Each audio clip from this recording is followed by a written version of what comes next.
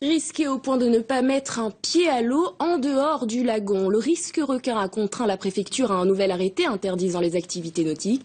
Les recherches et dispositifs mis en place ont pourtant porté leurs fruits, mais c'est encore insuffisant. Alors, en plus des vigirequins et des drumlines, la Réunion pourrait bientôt se doter d'un centre de ressources et d'appui pour fédérer les actions.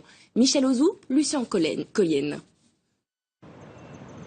Les drumlines installés en baie de Saint-Paul dans le cadre du projet Cap-Requin auraient un effet dissuasif sur les squales. C'est ce qui ressort de la première phase d'expérimentation du dispositif qu'on pourrait bientôt retrouver du côté de Boucan et des Roches-Noires.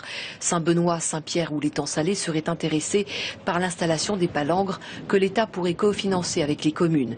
Le comité s'est aussi félicité des résultats du plan Vigie-Requin porté par la Ligue de surf et pense à une professionnalisation de ceux qui sécurisent bénévolement les zones.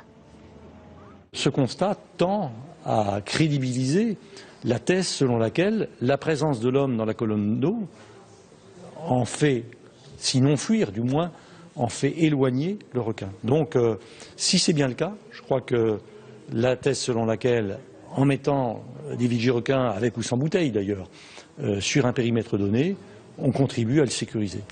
Nous avons beaucoup progressé en matière de gestion du risque, dit le comité. Il faut encore aller plus loin. L'idée, mettre en place un centre de ressources qui fédérerait toutes les actions et communiquerait. En attendant, l'État rappelle qu'il faut rester prudent en cette période d'hiver austral qui voit les requins se rapprocher des côtes. Nous avons désormais un dispositif qui nous permet de recenser les signalements de requins. Il y a quelques jours, aux Roches-Noires, un signalement a encore été effectué. Donc, plus que jamais, moi j'appelle à la vigilance, au respect de mon arrêté, parce que c'est sa philosophie, son objectif, c'est d'abord de protéger la vie humaine.